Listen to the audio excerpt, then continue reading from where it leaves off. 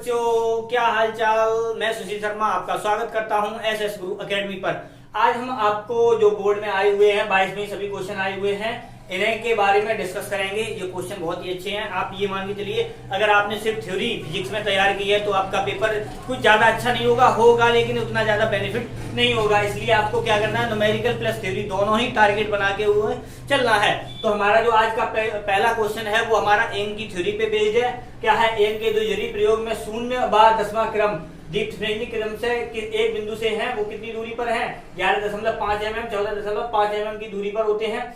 और तरंग दैर्घ्य कितनी यूज की जा रही है 6000 एंगस्ट्रॉम। अगर यहाँ पर 5000 एंगस्ट्रॉम कर दी जाए तो यहाँ पर इसकी स्थिति के बारे में पूछा है। तो हमारा पहला क्वेश्चन दो, एन का प्रयोग क्या है। यहाँ पर एक स्लिट होती है, यहाँ पर दो स्लिटें होती हैं S1 और यहाँ पर S2 होता है। यहाँ से यहाँ एक पर्दा लगा होता है, यहाँ से लाइट जाता है इस प्रकार से और यहाँ से चलता हुआ।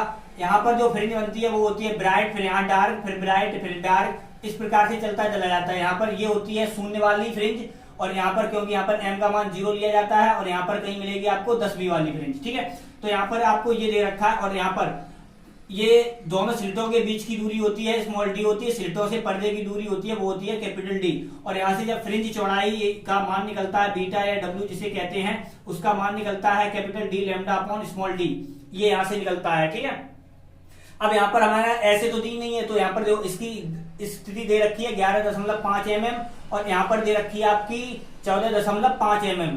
ठीक है, तो यहाँ से अगर इनका डिफरेंस निकालें तो बीटा का जो मान आएगा वो आएगा हमारा कितना 14.5 माइनस का 11.5 और बटे में हो जाएगा 10। क्योंकि यहाँ से लेके यहाँ तक की फ्रिंजों की संख्या कितनी है 10 है। ठीक है, तो यहाँ से आपने घटाया तो यहाँ पर कितना बच जाएगा 3 बच जाएगा, यानी 3 आ जाएगा बटे में आ जाएगा 10, यानी ये हो जाएगा 0.3 mm। ठीक है, अगर हम इसे ही लिखना चाहें 0.3 इंटू 10 पावर हो जाएगा -3, यानी 3 इंटू 10 पावर हो जाएगा -4 मीटर। ठीक है, ये आ गई आपकी क्या फ्रिंज चौड़ाई। और फ्रिंज चौड़ाई का जो सूत्र होता है मेन वो ये रहा। अब यहाँ पर देखो हम इसको ही कन्वर्ट करेंगे वैसे, तो इसमें क्या है उन्होंने ये कहा है, अब देखो यहाँ पर हमने इसे मान लिया W, यानी आप बीटा मान के चल रहे हैं तो बीटा। ठीक है, तो बीटा का मान इसके लिए हो गया capital D lambda upon small D. यहाँ पर लैम्डा 1 को मान लें 6000 एंगस्ट्रॉम दे रखा है, उसे मैंने मान लिया लैम्डा 1। और यहाँ पर दूसरा बीटा डैश बताएंगे तो ये भी capital D upon small D, यहाँ पर लैम्डा 2 मान लिया हमने। अब यहाँ पर क्या किया हमने डिवाइड कर दिया, तो जब डिवाइड करेंगे हम एक ही बार में लिखते चल रहे हैं, तो ये डिवाइड करेंगे तो देखो capital D upon small D ये कट जाएगा, ये कट जाएगा यहाँ से। तो हमारा बीटा अपॉन बीटा डैश का जो मान आएगा वो क्या आ जाएगा लैम्डा 1 अपॉन लैम्डा 2 आ जाएगा। और हमें बीटा डैश का मान निकालना है, तो बीटा डैश का मान यहाँ से निकाला तो कितना हो जाएगा beta into lambda 2 upon lambda 1 हो जाएगा। अब बीटा, ये बीटा पहले वाला कितना आया है, इतना आया है 3 इंटू 10 पावर 4 और इंटू, अब यहाँ से लैम्डा 2 का मान रखो, तो लैम्डा 2 का मान है 5000 एंगस्ट्रॉम। अब देखो एंगस्ट्रॉम से ये एंगस्ट्रॉम कट ही जाएगा, तो इसे ऐसे कर दिया। ठीक है, तो ये यहाँ पर 3 जीरो ये कैंसिल हो जाएंगी, 3 से काटो 3 दूनी 6 और यहाँ पर आ गया 10 पे पावर 4 है, 10 पे पावर 4 का मतलब ये हो गया आपका इतना और बटे में आ गया आपका कितना 2 और यहाँ से इसे काट दिया तो ये हो गया आपका 25। ठीक है, तो ये आ गया आपका, सॉरी यहाँ पर देखो ये जो घात है वो माइनस की है, ये यहाँ से गलत हो गया, क्या है हमारा ये हो गया, तो यहाँ पर पावर कितनी है माइनस की, तो 10 पे पावर माइनस का ये हो गया 4 इंटू यहाँ पर आ गया 5/2, इसे डिवाइड किया तो 2.5 इंटू 10 पे पावर आ गया -4। इसको हम ऐसे लिख सकते हैं 2.5 इंटू 10 पे पावर ये हो गया हमारा -3 और 0.25 इंटू 10 पे, यानी ये हो गया हमारा किसमें mm में। ठीक है, तो ये हो गया 0.25 mm आ गया, यानी ये आ गई नई फ्रिंज की चौड़ाई। अब यहाँ पर देखो इन्होंने क्या कहा था, ये कहा था कि शून्यवां क्रम, देखो जब शून्यवां क्रम होता है तो शून्यवां क्रम फिक्स रहता है, वो चेंज नहीं होता है। लेकिन 10वां क्रम की बात की है, 10वीं दीप्त फ्रिंज की स्थिति पूछी है, तो 10वीं फ्रिंज की स्थिति के लिए क्या करना होगा हमारे, तो देखो जब एक फ्रिंज चौड़ाई के लिए इतना है, एक के लिए कितना है 2.25, तो 10 के लिए कितना हो जाएगा 2.5 हो जाएगा। अब हमारी है कितनी स्थिति 11.5 है, तो 11.5 प्लस हो गया 2.5, तो टोटल मिला के कितना हो जाएगा 5 और 3 14, यानी नई स्थिति कितनी आ जाएगी 14 mm पर आ जाएगी। कितने पर आ जाएगी 14 mm पर। क्यों, क्योंकि ये रही हमारी शून्य वाली और ये हमारा ये चेंज होके आएगा, तो वो हम इसमें जोड़ देंगे तो ये हो जाएगा आपका ये वाला। अब इसकी बात करते हैं, तो इस पर क्या है हमारा, यहाँ की बात करें तो यहाँ से हमारा वोल्टेज में और इसमें निकालना है, तो हम डायरेक्ट लिखेंगे। तो देखो बी यहाँ पर पाइथागोरस प्रमेय लगती है, तो बी स्क्वायर बराबर क्या होता है, बी आर का स्क्वायर हो जाएगा और प्लस बी एक्स यानी बी क्या लगा एल माइनस का बी सी का स्क्वायर हो जाएगा।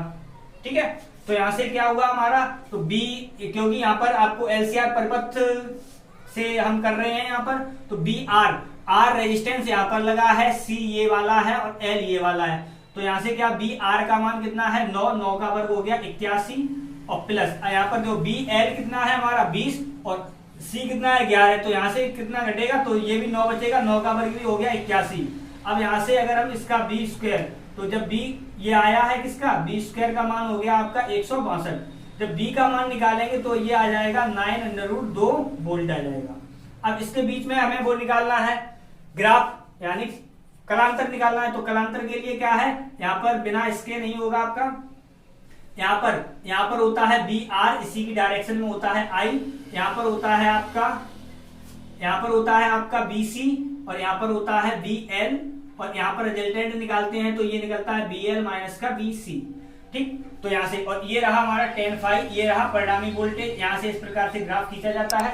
तो यहाँ से tan फाई बराबर निकलता है आपका क्या निकलेगा, tan फाई बराबर निकलेगा बी एल माइनस का बी सी अपॉन में आ जाएगा बी आर, तो B L minus B C 9 हो गया, बी आर अपॉन 9, तो ये भी 9/9 हो गया, यानी ये tan फाई बराबर आ गया 1, तो इसका मतलब फाई की वैल्यू आ जाएगी आपकी 45 अंश आ जाएगी यहाँ से। ठीक है, तो ये हो जाएगा आपका सेकंड क्वेश्चन। अब एक बात करते हैं इसके लिए, तो इसमें क्या है आपका, देखो इसमें पूछा है फाई ई, वैद्युत क्षेत्र पूछा था, सॉरी, तो यहाँ से फाई ई पूछा था, तो अगर हम फाई ई की बात करें तो फाई ई का सूत्र होता है ई डॉट ए। ठीक है, ई डॉट ए होता है, तो ई की वैल्यू कितनी है यहाँ पर 4। अब जो हम इसी में बता दे रहे हैं, जब भी ये दिया होता है डॉट प्रोडक्ट होता है तो आई का आई में, जे का जे में, के का के में मल्टीप्लाई होता है। तो अगर हम आई का आई की बात करें तो आई तो है नहीं, जे का जे में करेंगे तो ये कितना हो जाएगा, 4×12 हो जाएगा, तो यहाँ से आ जाएगा आपका 12 और जे स्क्वायर हो जाएगा, आई स्क्वायर जे स्क्वायर के स्क्वायर के जो मान होते हैं डॉट प्रोडक्ट में उसका मान होता है 1, इसलिए ये आ जाएगा आपका 12 न्यूटन मीटर स्क्वायर प्रति कूलम, ये आपका तीसरे का आंसर बन जाएगा। अब बात करते हैं चौथे क्वेश्चन की, तो चौथे क्वेश्चन में क्या है, हाइड्रोजन स्पेक्ट्रम के वर्णक्रम से प्राप्त पाषाण श्रेणी के वर्ग रेखाओं की न्यूनतम, सबसे बड़ा पॉइंट है न्यूनतम तरंगदैर्घ्य। तो इसके लिए क्या है, देखो जो पाषाण के लिए श्रेणी लिखते हैं तो 1/λ आता है, वो भी हाइड्रोजन के लिए बात कर रहे हैं, तो हाइड्रोजन के लिए Z का मान हो गया 1, तो हम डायरेक्ट लिख रहे हैं, तो यहाँ से आएगा R और यहाँ से हो जाएगा 1/3 का स्क्वायर माइनस 1/n का स्क्वायर। लेकिन क्या है यहाँ पर आपको ये याद रखना है, जब न्यूनतम तरंगदैर्घ्य पूछी जाए तो जो नंबर यहाँ से स्टार्ट होता है n का मान होता है उसकी जगह लिख दिया जाता है इन्फिनिटी। जब किसी भी चाहे Lyman Balmer Pascal Brackett Pfund किसी भी श्रेणी के लिए बात की जाए तो न्यूनतम तरंगदैर्घ्य के लिए कहें तो वहां पर लैम्डा का n का मान रख दो इन्फिनिटी, तो अपने आप वो 0 हो जाएगा वहां से। लेकिन अगर तुमसे कहे कि यहाँ पर अधिकतम तरंगदैर्घ्य निकालो तो जो यहाँ से नंबर स्टार्ट होता है, क्योंकि इसका नंबर यहाँ से 4 से स्टार्ट होगा, तो 4 की वैल्यू रख के लैम्डा का मान निकालते हैं, तो लैम्डा वो मैक्सिमम निकलता है, ये याद रखना है आपको। तो यहाँ से इसे हम रखेंगे, तो यहाँ से जो न्यूनतम पूछा है तो लैम्डा रखेंगे, तो यहाँ पर सिर्फ बचेगा r इंटू 1/3 का स्क्वायर बचेगा, तो ये हो जाएगा r/9, ये है आपका 1/λ, तो लैम्डा का मान आएगा 9/r। तो ये हो गया आपका चौथा क्वेश्चन। अगर वीडियो आपको पसंद आया हो तो वीडियो को लाइक करें, चैनल पर नए आए हो तो चैनल को सब्सक्राइब करें और अपने दोस्तों के साथ शेयर करें। बाय।